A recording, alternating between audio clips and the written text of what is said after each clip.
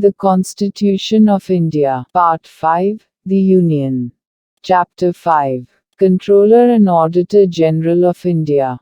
Article 151.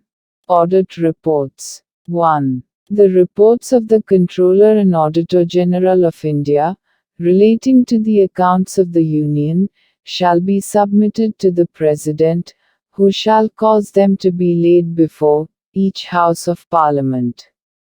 2. The reports of the Comptroller and Auditor-General of India, relating to the accounts of a state, shall be submitted to the Governor of the state, who shall cause them to be laid before the Legislature of the state.